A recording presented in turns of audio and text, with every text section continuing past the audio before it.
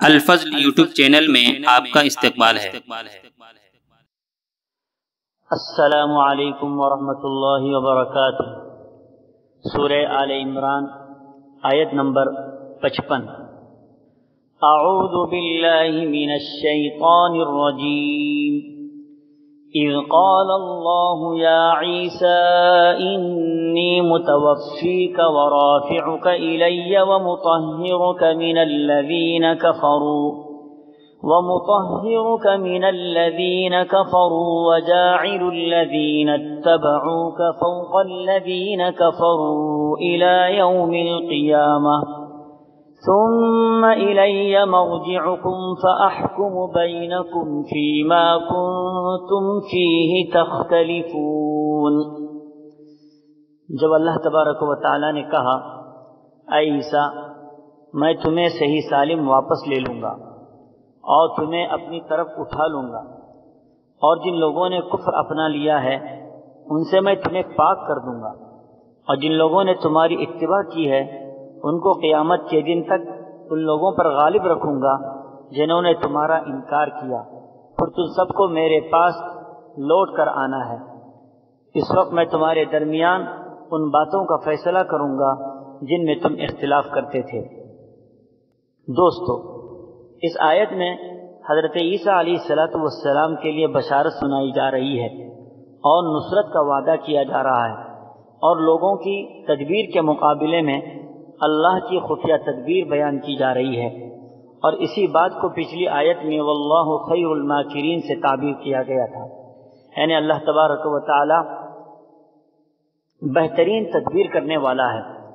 اس آیت میں اگر غور کیا جائے تو معلوم ہوتا ہے کہ اللہ تعالیٰ نے حضرت عیسیٰ علیہ السلام کے بارے میں اپنی طرف سے مدد و نصرت کا وعدہ 5 قسم سے کیا ہے۔ سب سے پہلا وعدہ یہ ہے کہ ان کی موت یہودیوں کے ہاتھوں قتل کے ذریعے نہیں ہوں گی، بلکہ فطری طور پر وقت موعود پر ہوگی، اور وقت موعود قرب قیامت میں آئے گا۔ دوسرا وعدہ عالم بالا کی طرف اٹھا لینے کا تھا، یہ اسی وقت پورا کر دیا گیا، جس کے پورا کرنے کی خبر دوسری آیت میں سنائی گئی، وما قتلوه وما صلبوه اور بل رفعه اللہ الیہ۔ یقیناً ان کو یہودیوں نے نہ قتل کیا نہ سولی دی، بلکہ اللہ نے انہیں اپنی طرف اٹھا لیا۔ تیسرا وعدہ حضرت عیسیٰ علیہ السلام کو دشمنوں سے پاک کرنے کا تھا، ومطهرك من الذين كفروا۔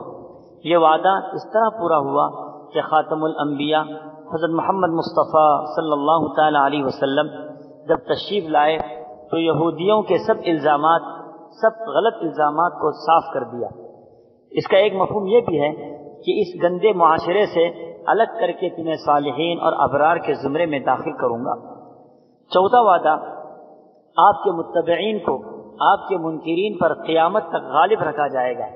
یہ جو وعدہ ہے دنیا میں یہودیوں پر غالب رہنے کا صرف حضرت عیسیٰ علیہ السلام کی نبوت پر موقوف تھا، وہ دنیا کا غلبہ نصارہ اور مسلمانوں کو یہودیوں کے مقابلے میں ہمیشہ حاصل رہا ہے اور یقیناً قیامت تک رہے گا۔ پانچواں وعدہ قیامت کے روز مذہبی اختلافات کا فیصلہ فرمانے کا ہے، یہ وعدہ انشاءاللہ قیامت کے روز ضرور پورا ہوگا۔ اللہ تعالی ہم سبوں کو صحیح معنی میں سمجھنے کی توفیق عطا فرمائے، آمین۔ وآخر دعوانا ان الحمدللہ رب العالمین۔ اس چینل کو سبسکرائب کریں اور اس کو زیادہ سے زیادہ شیئر کرنے کی کوشش کریں۔